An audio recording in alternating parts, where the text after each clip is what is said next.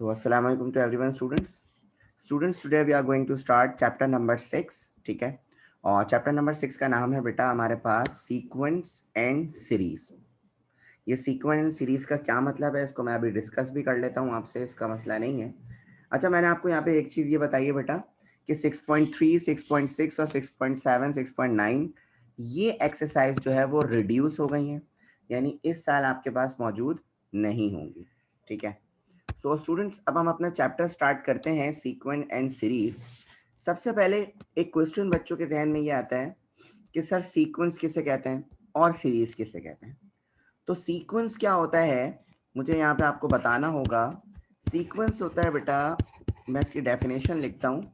A sequence is a collection of numbers, collection of numbers that follows a particular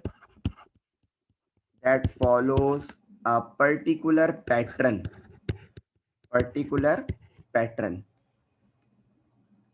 जिसे हम also called progression. ठीक है. तो बेटा सीक्वेंस हम किसे कहते हैं? एक ऐसे कलेक्शन को कहते हैं, नंबर के कलेक्शन को कहते हैं जो कोई पर्टिकुलर पैटर्न को फॉलो कर रहा हो, जिसे हम प्रोग्रेशन भी कहते हैं. क्या कहते हैं बेटा? प्रोग्रेशन भी कहते हैं. अगर मैं आपसे बात करूं इंडिविजुअल टर्म की, किसकी बात करूं? इंडिविजुअल टर्म की. इंडिविजुअल टर्म जो है वो इंडिविजुअल नंबर को कहते हैं. Individual numbers are called term of the sequence. तो मैंने आपको अभी दो बातें बताई हैं कि बेटा सीक्वेंस कहते हैं किसी भी कलेक्शन ऑफ नंबर्स को, और वो जो कलेक्शन ऑफ नंबर्स हों वो कोई पर्टिकुलर पैटर्न को फॉलो कर रहे हैं. ठीक है, जिसे हम सीक्वेंस और प्रोग्रेशन एक ही चीज को कहते हैं. दूसरी बात मैंने आपको ये बताई कि कोई अगर इंडिविजुअल नंबर होता है तो वो टर्म में काउंट होता है. किसमें? टर्म में. जैसे मैं आपको एक चीज बताता हूं, मैंने यहाँ पे कुछ नंबर्स लिखे एग्जाम्पल के तौर पे 1, 3, 5, 7, 9 एंड सो ऑन. ये मेरे पास कुछ नंबर्स हैं. ये जो मेरे पास सीक्वेंस है ये खास पैटर्न पे. सर कैसे? खास पैटर्न इसलिए कह रहा हूं क्योंकि अच्छा मेरे पास अभी कितनी टर्म है? 1, 2, 3, 4, 5 टर्म्स है मेरे पास. ठीक है. हर टर्म में एक स्पेसिफिक डिफरेंस आ रहा है. क्या मतलब? 1 + 2 करोगे 3, फिर 3 + 2 करोगे 5, 5 + 2 करोगे 7, 7 + 2 करोगे 9. तो ये खास पैटर्न पे चल रहा है. तो मैंने अभी यही कहा कि सीक्वेंस या प्रोग्रेशन उस चीज को कहते हैं जो किसी खास पैटर्न को फॉलो कर रहे हो. उस चीज को बच्चों हम लोग क्या कहते हैं? सीक्वेंस या प्रोग्रेशन कहते हैं. ठीक है. अब मेरी बात को समझिएगा. अब एक और चीज मैं आपको बता दूं, हमारे पास बच्चों दो तरह के सीक्वेंस होते हैं. मैंने अभी आपसे बात करी सीक्वेंस पे. ठीक है. हमारे पास दो तरह की सीक्वेंस या दो तरह के प्रोग्रेशन होते हैं बच्चों. एक आपके पास होता है फाइनाइट और एक आपके पास होता है बेटा इनफाइनाइट सीक्वेंस. ठीक है. तो ये दो तरह के आपके पास सीक्वेंस मौजूद होते हैं. अब आप लोग को वैसे तो पता है कि फाइनाइट और इनफाइनाइट क्या होता है. फाइनाइट का मतलब होता है बेटा लिमिटेड, जिसमें क्या हो? लिमिटेड काउंटेड नंबर्स हो. और इनफाइनाइट का मतलब क्या होता है स्टूडेंट्स? जिसमें आपके पास अनलिमिटेड वैल्यू हो. तो फाइनाइट का मतलब ये होता है लिमिटेड, मतलब काउंटेड वैल्यू हो आपके पास. ठीक है. और इनफाइनाइट का मतलब आपके पास कह सकते हैं बच्चों अनलिमिटेड. क्या कह सकते हैं? अनलिमिटेड. ठीक है. एग्जाम्पल के तौर पे अगर मैं यहां पे लिखूं, एक सीक्वेंस लिखूं 1, 2, 3, 4 डॉट डॉट डॉट डॉट, तो ये जो सीक्वेंस मेरे पास आपको नजर आ रही है ये इनफाइनाइट सीक्वेंस है. क्या है बेटा?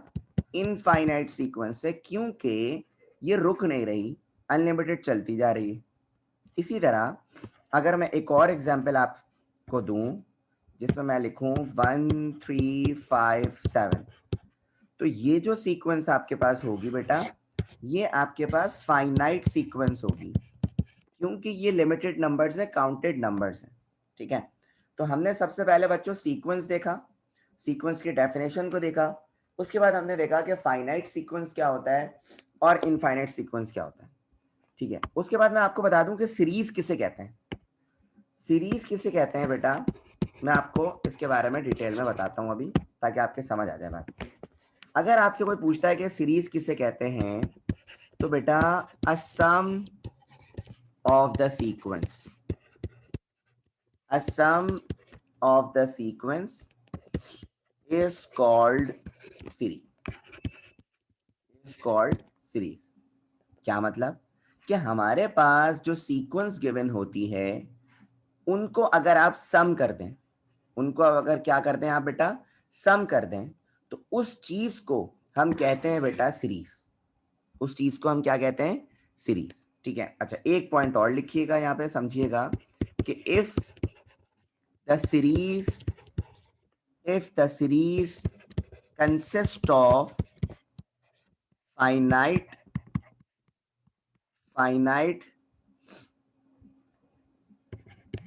numbers of terms, it is called, ये एमसीक्यूज वगैरह में आता है यार, इसलिए थोड़ा डिटेल में पढ़ा रहा हूँ, it is called a finite series. क्या मतलब बच्चों, मतलब ये कि अगर आपकी सीरीज जो है वो फाइनाइट नंबर्स पे बेस्ड कर रही है, तो बेटा उसे हम बोलेंगे फाइनाइट सीरीज। ठीक है, अगर इनफाइनाइट है तो इनफाइनाइट सीरीज, समझ तो गए होगे। ठीक है, अच्छा अब एक और चीज जान लो कि सम ऑफ द सीरीज को हम इंडिकेट कैसे करते हैं।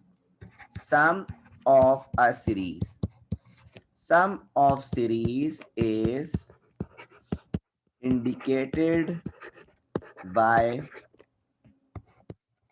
To symbols. ठीक है, सम ऑफ सीरीज को बच्चों हम दो सिंबल से डिनोट करते हैं। एक तो भाई नॉर्मल है, S N equal to term 1 plus term 2 plus term 3 plus term 4 plus dot dot dot dot चलते जाएगा टर्म एन तक। तो ये देखें आपके पास ये जो एस एन है ना, ये सम ऑफ सीरीज है। तो कैसे पता चला, क्योंकि सर वो जो सीक्वेंस है या वो जो टर्म्स हैं उन सब का सम हुआ हुआ है। ठीक है, तो एक तो आप इस तरह शो करते हैं, किसको, सीरीज को। दूसरा किस तरह शो करते हैं आप, इस तरह सबमिशन, सबमिशन की इससे भी आप सीरीज को शो करते हैं। जैसे मैंने यहाँ पे लिखा k इक्वल टू 1 और n, तो बेसिकली है क्या, ये अपर और लोअर लिमिट है। बस ये याद रख लो यार, ये सीरीज को शो करने का एक तरीका है। बस हम जो बात करेंगे ना बच्चों, वो इस पे करेंगे। ठीक है, इसको यूज करते हुए हम अपने काम को आगे बढ़ाएंगे। अच्छा, यहां तक बात करने के बाद हम कुछ आगे बात करते हैं। हम बात करते हैं टाइप्स ऑफ सीक्वेंस। हमारे पास सीक्वेंस की कितनी टाइप है। अब देखो मैं दोबारा रिपीट कर रहा हूं, हमने क्या क्या पढ़ लिया। हमने सबसे पहले सीक्वेंस को जाना कि सीक्वेंस क्या होता है। ठीक है, उसके बाद हमने देखा कि सीक्वेंस दो तरह की होती हैं, फाइनाइट और इनफाइनाइट। उसके बाद हमने सीरीज के बारे में पढ़ा। ठीक है, और अब हम पढ़ने जा रहे हैं टाइप्स ऑफ सीक्वेंस। तो बेटा हमारे पास तीन टाइप्स की सीक्वेंस होती है। एक आपके पास होता है अर्थमेटिक सीक्वेंस, एक आपके पास क्या होता है बेटा, अर्थमेटिक सीक्वेंस। दूसरा आपके पास होता है ज्योमेट्रिक सीक्वेंस, ज्योमेट्रिक सीक्वेंस। और थर्ड आपके पास होता है बेटा हार्मोनिक सीक्वेंस। तो ये तीन तरह के सीक्वेंस बेसिकली हम चैप्टर नंबर 6 में पढ़ते हैं, जिसमें से अभी जो हम स्टार्ट कर रहे हैं वो स्टार्ट कर रहे हैं अर्थमेटिक सीक्वेंस। क्या स्टार्ट कर रहे हैं बेटा, अर्थमेटिक सीक्वेंस। तो सबसे पहले बात करते हैं कि अर्थमेटिक सीक्वेंस किसे कहते हैं। अर्थमेटिक सीक्वेंस कहते किसे हैं। तो अगर मैं इसकी डेफिनेशन की आपसे बात करूं, तो बेटा डेफिनेशन, दो डेफिनेशन है बेसिकली इसकी, दोनों में मैं आपको बता दे रहा हूँ। एन अर्थमेटिक सीक्वेंस या प्रोग्रेशन दोनों एक ही बात होती है बेटा। सीक्वेंस लिखूं या प्रोग्रेशन लिखूं? तो arithmetic sequence progression in a sequence of number, sequence of numbers such that the difference between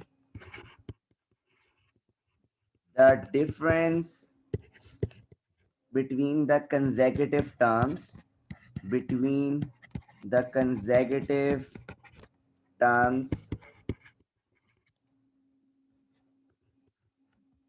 is constant. अब ये क्या बात हो रही है मैं आपको बताता हूँ. आपसे ये कह रहे हैं बेटा कि अगर आपके पास को अर्थमेटिक सीक्वेंस वो सीक्वेंस होती है जिसमें जो आपके पास डिफरेंस होगा ना कंसेक्यूटिव टर्म्स का, वो क्या होगा? कांस्टेंट में होगा कोई. क्या मतलब? मैं आपको मतलब बताता हूँ. जैसे मैंने यहाँ पे लिखा 2 4 6 से 10, ठीक है. तो ये मेरे पास एक सीक्वेंस है और मुझे कैसे पता चलेगा कि अर्थमेटिक सीक्वेंस है?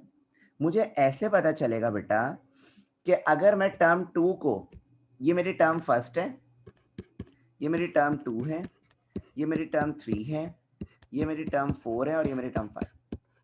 अब मुझे क्या पता चलेगा अर्थमेटिक है कि अगर मैं सेकंड टर्म में से फर्स्ट को माइनस कर दूं तब भी सेम आ रहा हो, मतलब 4 - 2 करूंगा क्या आ रहा होगा मेरे पास 2. इसी तरह अगर मैं थर्ड को सेकंड से माइनस कर दूं, मतलब 6 - 4 कितना आ रहा होगा, तब भी 2 आ रहा है. इसी तरह अगर मैं 8 - 6 करूं तब भी 2 आ रहा है. अगर मैं 10 - 8 करूं तब भी 2 आ रहा है. मतलब ये कि अर्थमेटिक सीक्वेंस उस सीक्वेंस को कहते हैं जिस सीक्वेंस में डिफरेंस आपके पास कंसेक्यूटिव टर्म्स का कोई ना कोई कांस्टेंट या सेम आ रहा हो. अच्छा, एक तो डेफिनेशन ये. दूसरी डेफिनेशन में आपके पास क्या लिखा हुआ है बेटा कि अ sequence in which each term is formed by adding a fixed number to the one preceding. So it is called arithmetic sequence, जिसको मैंने यहाँ पे लिख दिया AP. क्या मतलब ये कि अगर वही मिसाल कि सर अगर आपके पास है 1 3 5 7 9, तो इसके जो दरमियान में कोई ऐसा नंबर ऐड होगा, मतलब दोनों सब में फिक्स नंबर होगा add.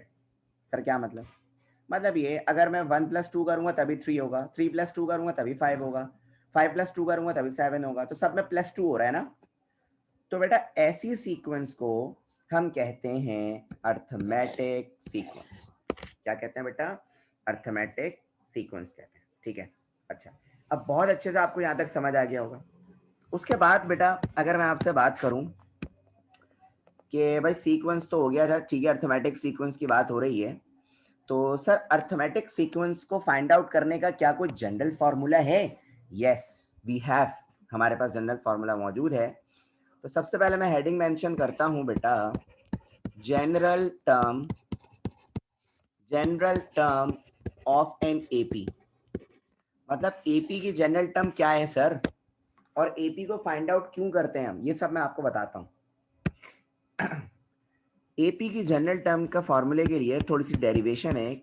If the first term of an AP is a. मतलब एपी की सीरीज की जो फर्स्ट टर्म होगा बेटा उसे क्या कहोगे? ए. अच्छा, उसके बाद एंड द कॉमन डिफरेंस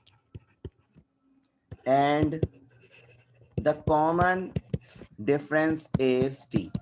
मतलब दो टर्म के दरमियान जो डिस्टेंस होगा उसे क्या बोलेंगे? डी. ठीक है.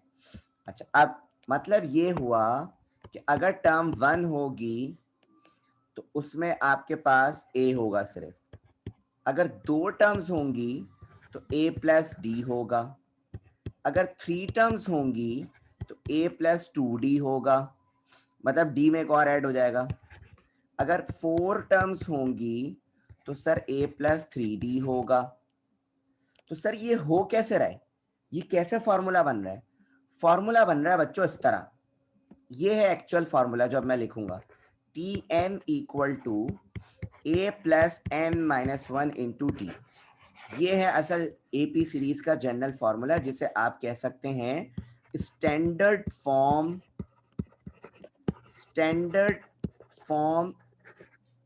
Of MAP. ये एपी की स्टैंडर्ड फॉर्म कह सकते हैं आप, इसे जनरल टर्म कह सकते हैं। अब मेरी बात समझें, तो फर्स्ट टर्म को ए, अगर 2 टर्म होंगी ए प्लस डी, 3 टर्म होंगी ए प्लस 2d, 4 होगी ए प्लस 3d, 5 होगी ए प्लस 4d। मतलब कि ये आ कैसे रहा है सर, मैं आपको बताता हूं कैसे आ रहा है। ये ऐसे आ रहा है, इसी फॉर्मूले से आ रहा है। अगर आपके पास टर्म 1 है, मिसाल के तौर पर इस फॉर्मूले में अगर पुट करते हो टर्म 1, तो a प्लस एन की जगह भी क्या रखोगे 1, 1 माइनस 1 इंटू डी। तो ये कितना हो जाएगा, टर्म 1 हो जाएगा बेटा सिर्फ a, क्योंकि 1 माइनस 1 0, 0 को डी से कराओगे 0, तो सिर्फ आपके पास टर्म 1 कितना आया a, तो वो इस तरह आया। इसी तरह अगर टर्म 2 a प्लस डी है तो सर वो कैसे है, वो ऐसे है कि n की जगह रखा 2, यहाँ पे n की जगह क्या रखा 2, 2 माइनस 1 इंटू डी। तो ये आपके पास हो रहा है a प्लस 2 माइनस 1, 1 1 को डी से कराओगे कितना होगा d।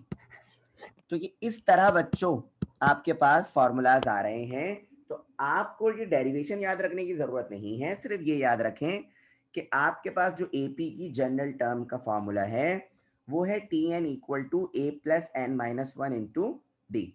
मतलब जितनी नंबर ऑफ टर्म्स होंगी उस हिसाब से हम स्टूडेंट्स काम करते रहेंगे। तो पहले आप मुझे यहाँ तक क्लियर करें कि आप सबको मेरी ये थ्योरेटिकल यहाँ तक बातें क्लियर हो गई, तो फिर मैं अपनी एक्सरसाइज स्टार्ट करता हूँ बेटा 6.1। यस और नो में रिप्लाई करें चैट। अब बच्चों देखें यहाँ पे एक चीज को समझें कि अभी मैं स्टार्ट कर रहा हूँ एक्सरसाइज 6.1। अब एक्सरसाइज 6.1 का जो मैं क्वेश्चन नंबर 1 करवा रहा हूँ ना, वैसे तो उस क्वेश्चन से एग्जाम में क्वेश्चन आना नहीं है, लेकिन मैं ऐसे इसके कुछ पार्ट्स करा रहा हूँ ताकि ऐसे आपके कॉन्सेप्ट क्या हो जाए, क्लियर हो जाए बस। वरना मुझे पता है कि 6.1 के क्वेश्चन 3 से क्वेश्चन आता है, ठीक है। तो लेकिन मैं फिर भी यार एक आध करा देता हूँ। क्वेश्चन नंबर 1 में लिखा हुआ बेटा फाइंड द nth टर्म। अब देखो क्वेश्चन नंबर 1 के ना 11 पार्ट्स हैं, लेकिन हम सारे नहीं करेंगे, हम कुछ पार्ट्स करेंगे, वो भी एपी सीरीज के करेंगे, ठीक है। तो फाइंड द nth टर्म, तो nth टर्म को फाइंड आउट करते हैं भाई। तो पहला क्वेश्चन दिया हुआ है 2, 4, 6। तो पहले तो हम ये चेक करेंगे कि क्या ये एपी की सीरीज है या नहीं है। तो तुम लोग बताओ, तुम लोग को देखने से लग रहा है क्या ये एपी की सीरीज है? यस और नो में बताओ।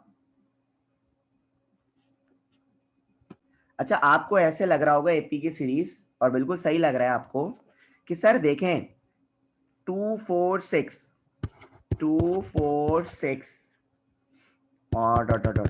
सर इसमें जो डिफरेंस आ रहा है ना वो 2 का आ रहा है। मतलब सेकंड को अगर फर्स्ट से माइनस करूंगा तब भी 2 आएगा, थर्ड टर्म को 2 से माइनस करूंगा तब भी 2 आएगा। तो सर एपी सीरीज के डेफिनेशन में हमने यही पढ़ा था। अब इस सीरीज में बेटा हेयर हमें पता है कि एपी की फर्स्ट टर्म को हम ए कहते हैं, तो मैंने यहाँ पे लिखा ए इक्वल टू 2। इसी तरह जब कॉमन डिफरेंस यानी डी, तो 4 माइनस 2 आपके पास कितना होगा बेटा, तो वो भी क्या होगा 2 होगा, सही है। अब आपने लगाया जनरल टर्म का formula T N equal to A plus N minus one into D, ठीक है। अच्छा टी एन इक्वल टू, अच्छा यहाँ पे आपने nth टर्म फाइंड आउट करनी है, कौन सी nth, तो n को बिल्कुल भी ना छेड़ें, n को बिल्कुल भी ना छेड़ें। तो a की जगह रखा 2, n माइनस वन, डी की जगह रखा 2। तो T N equal to 2 plus n minus one को 2 से मल्टीप्लाई कराएं, 2 को n से कराएंगे 2n, माइनस 2 को 1 से कराएंगे 2। तो देखें आप, ये +2 -2 कैंसिल, तो nth टर्म आपकी आ रही है 2n। क्या आ रही है बेटा? 2n। और इसके आगे आप लिखेंगे कि गिवन सीरीज इज AP। ये जो आपके पास सीरीज थी बेटा, ये किसकी थी? AP की थी। इसी तरह बच्चों पार्ट 2 देखें आप।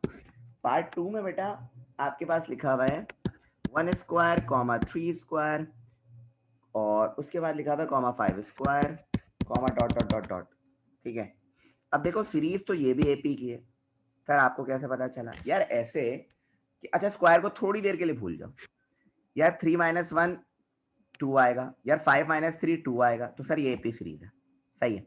तो आपने क्या करा, आपने यहाँ पे लिखा बेटा कंसिडर, आप इसको कंसिडर करें 1 3 5, और स्क्वायर हम आखिर में लगा देंगे, इसकी टेंशन नहीं है।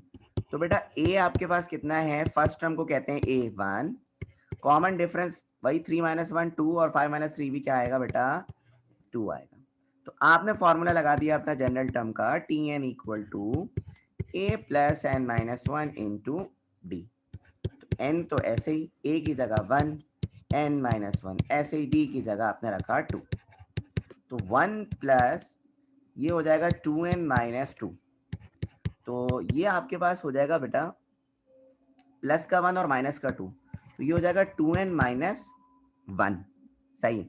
अब क्योंकि आपके पास स्क्वायर में था, तो आप इसको भी यहाँ पे क्या करते हैं? स्क्वायर में, कि Tn इक्वल टू 2n - 1 का होल स्क्वायर। तो ये जो आपके पास सीरीज आई है बेटा, ये भी आपके पास AP सीरीज है। तो गिवन सीरीज इज AP। ठीक है। अच्छा, इसी तरह मैं पार्ट और कराऊं। अच्छा पार्ट 3 तो मैं नहीं करा सकता क्योंकि वो AP नहीं है। ये लिखा हुआ है देखें 3 9 27 डॉट डॉट डॉट, तो ये AP है ही नहीं सर, हो ही नहीं सकता।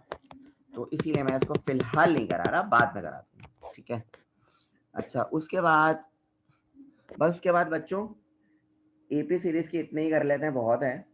फिर हम जरा काम के क्वेश्चन पे आते हैं। सर काम के क्वेश्चन से मुराद क्वेश्चन नंबर 3 पे आते हैं बेटा। तो क्वेश्चन नंबर 3 में आपसे क्या कह रहे हैं, जिसके हम ज़्यादातर पार्ट्स करने की कोशिश करेंगे, और अभी मैं आपको समझाता हूँ।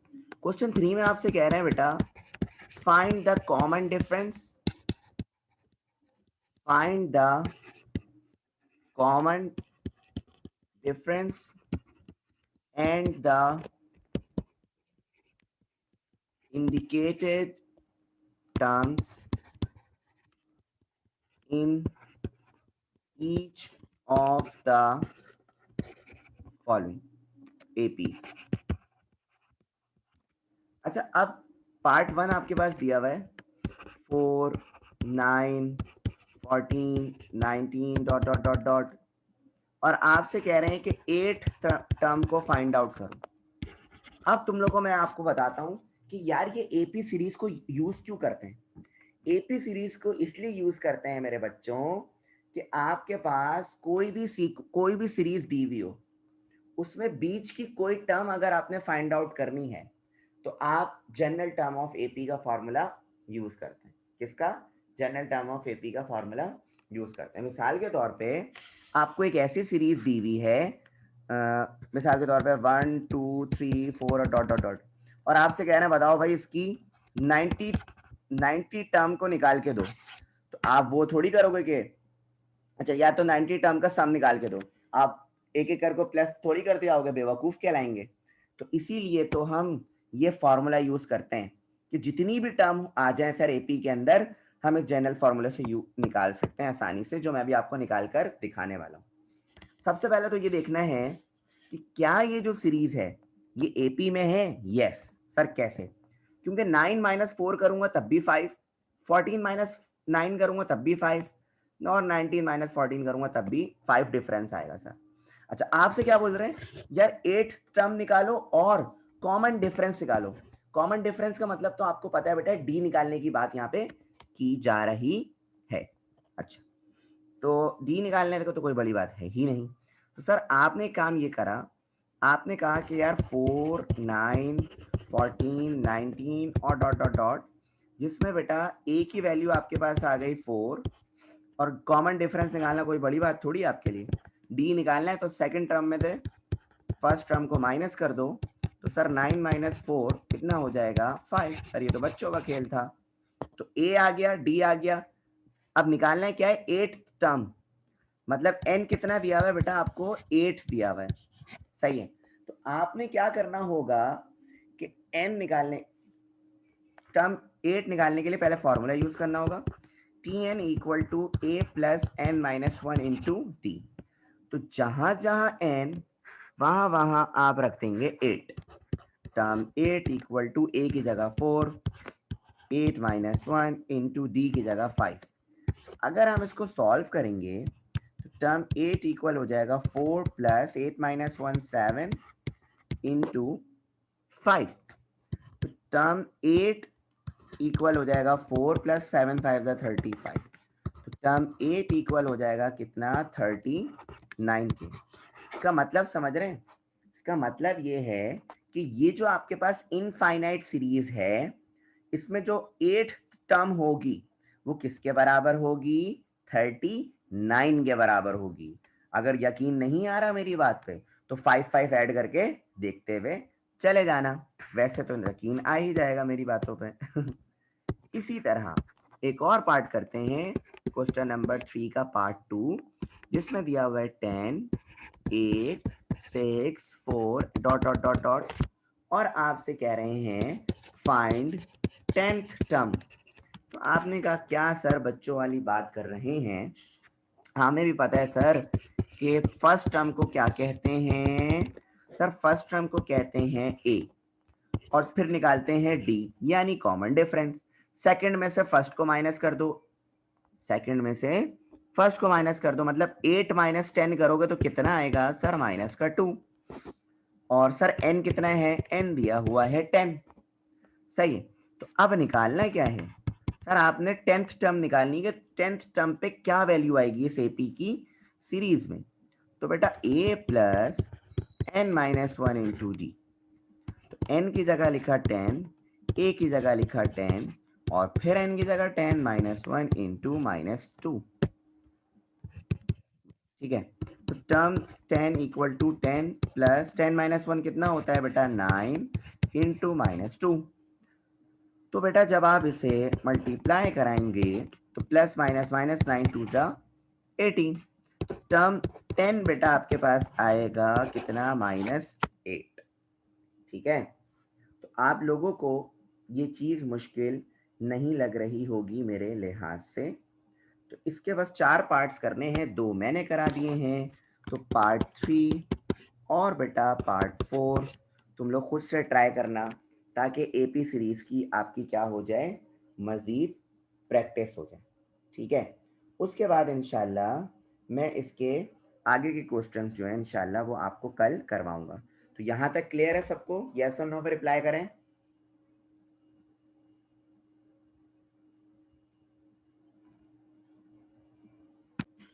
So Allah Hafiz to everyone students. Allah Hafiz, take care.